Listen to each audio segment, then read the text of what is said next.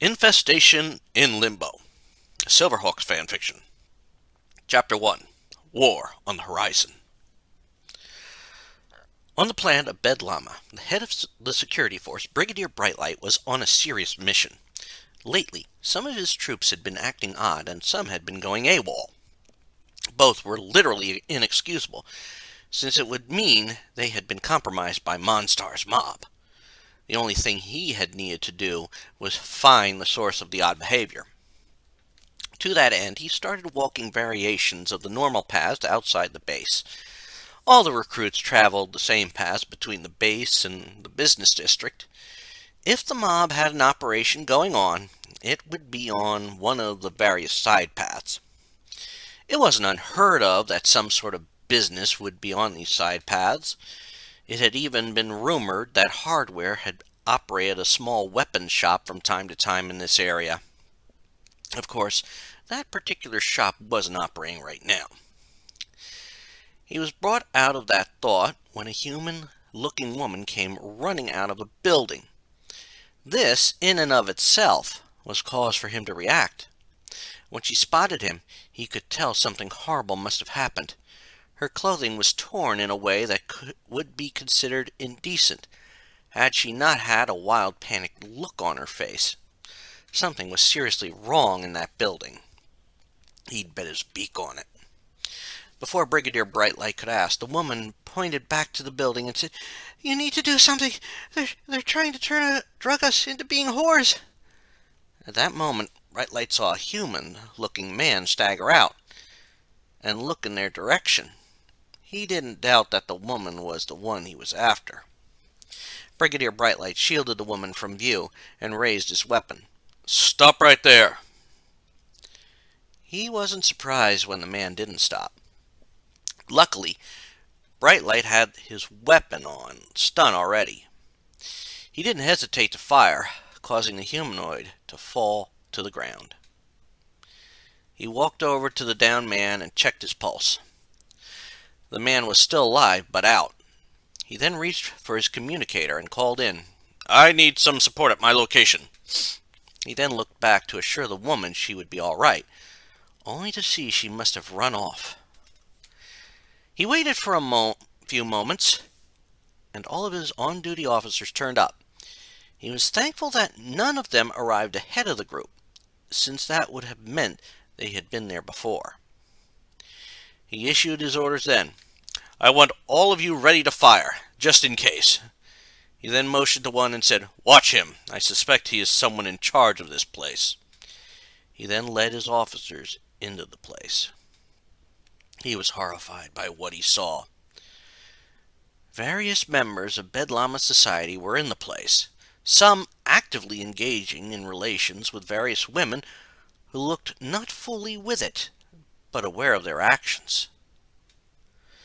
It was the worst kind of activity that the mob could engage in.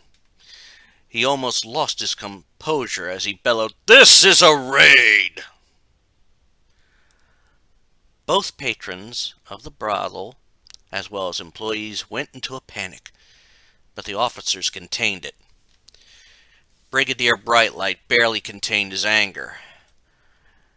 Said through clenched lips to his second-in-command, "Get a call to the Silverhawks.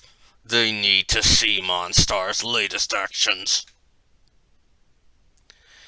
As the Silverhawks were contacted, Brigadier Brightlight's troop secured the place. As that happened, two individuals watched the location from two different vantage points, both collecting information, but for two different individuals.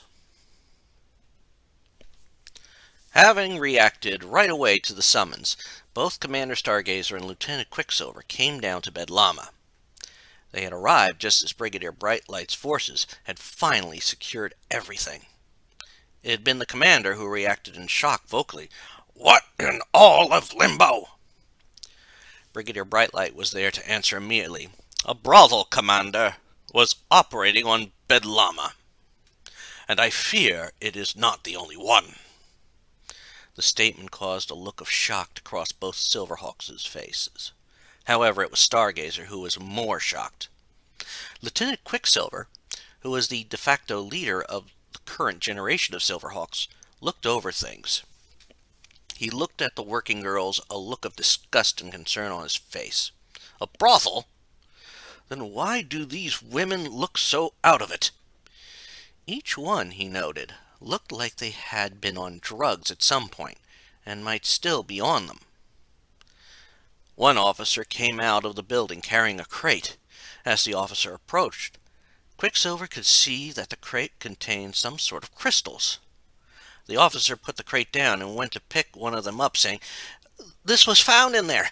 Maybe it is used to hide the drugs that were used." Stargazer had moved so quick that everyone had been surprised by the action.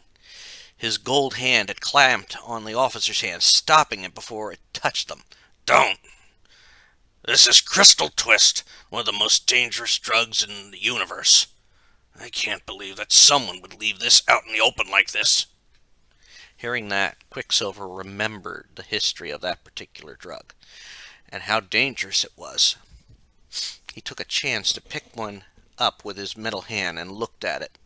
"I have only heard of this. It plagued Earth in the past, before special task forces were developed to get rid of it. Then it got utilized to break people and turn them into mindless slaves." At that last statement, Quicksilver just shook his head in disgust. "Monstar has sunk to a new low." Brigadier Brightlight nodded in agreement. "Indeed, but we should have expected this was going on. It's not hard to believe that he is operating a brothel and using drugs to turn women into working girls." That last word was followed by a sound of disgust common to the Brigadier's species. Only one person didn't seem to buy into that thought process. Commander Stargazer shook his head and said, "I don't think that brothel was one of Monstar's operations." He then rubbed his chin as he thought about what he said and what it would mean. If he was right in his statement, it meant that Limbo was in for a serious problem. One it hadn't seen since he came to Limbo. Quicksilver looked at his commander and could tell that Stargazer's last statement troubled him. Even he could make the same conclusions that his superior came to. It made him pause and inquire, "What makes you say that, Commander?" Quicksilver and Brigadier Brightlight watched as the Commander Stargazer pointed to the crate of Crystal Twist. "That crate is the main reason." Stargazer looked at Brightlight as he said, "First off, your officer found that crate pretty much out in the open. That's a sloppy mistake that Monstar would not allow to happen. The fact your officer found it so quickly should make it seem odd." He then looked at Quicksilver as well as Brigadier Brightlight and said, "Plus, there is something you aren't aware of when it comes to the mob. I will, however, consider that I could be wrong in thinking that this might not be Monstar's operation." He didn't have to continue, but the implications were dawning on all. Stargazer walked over to Quicksilver and then said, "I want to explain more back at Hawkhaven. I wouldn't be surprised if the ones behind this place are listening in." He then headed back to his vehicle, the Equalizer. Quicksilver nodded and departed, heading back to the Sprint Hawk. As Brigadier Brightlight continued overseeing the gathering of evidence, two different groups had been discreetly observing the interaction. The first was Hardware, who was stationed at the top of a nearby building, using his special surveillance gear. He had it pointed over the edge of the roof. He had actually come up to the roof when he heard events going on, since he was operating in his one shop. While the action caused one client to vanish, Hardware knew he would have to gather information from Monstar. When the Silverhawks left, Hardware already knew the Planet Master would want to know about this operation. He could never understand why Monstar didn't start a brothel operation, but now someone else had. What was worse was that the Silverhawks seemed to think the mob was to blame. Hardware gathered up the recording he made and reached into his pack, pulling out his trusty, collapsible mechanical bird, Prowler. As the bird expanded, Hardware spoke to himself. The Plant Master is definitely going to want to hear this.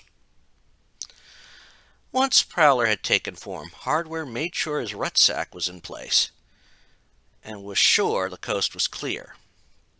While he was certain no one had spotted him, he didn't need his flight back to Brimstar noticed by the Silverhawks. They'd take that as a sign of his involvement with the brothel they found. Also watching the investigation was a group of individuals. They had remained in the shadows, since the one person knew that the local law enforcement group would come running over in an instant. The one figure, who remained obscured by their hooded cloak, watched, and finally spoke. I think we are dealing with slightly smarter law enforcers in the Silverhawks. The second of the group, Space Bandit, nodded in agreement. Stargazer has been in limbo since the last gang wars, when Monstar rose to power. He probably recognized the brothel as being something Monstar wouldn't do. I know I never heard of Monstar having any brothels. The hooded figure nodded. If they could have seen the figure's face, they would have known he was upset, but not angry. That might have been true.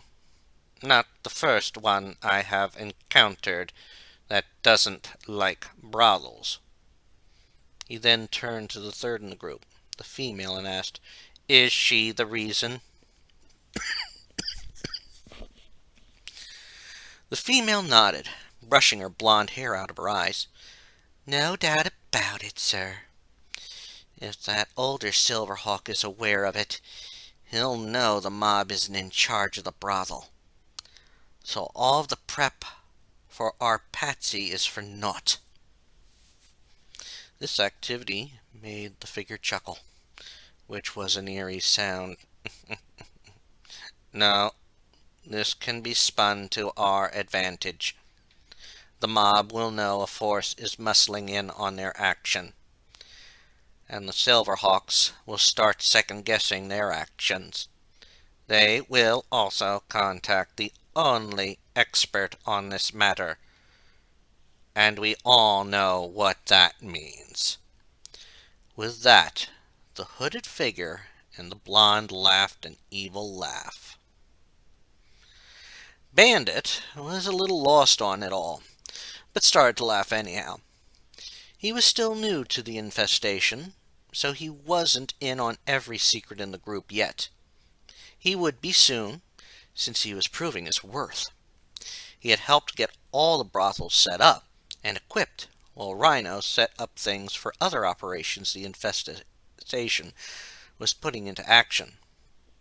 Finally, the blonde broke the laughter and said, Yes, before too long, Mel will be joining us. I will be able to finish what I started long ago. Another laugh came from the blonde, and Bandit could have sworn it sounded so familiar. He put that out of his mind, though, since the plan was starting to move forward. He had more important things to worry about.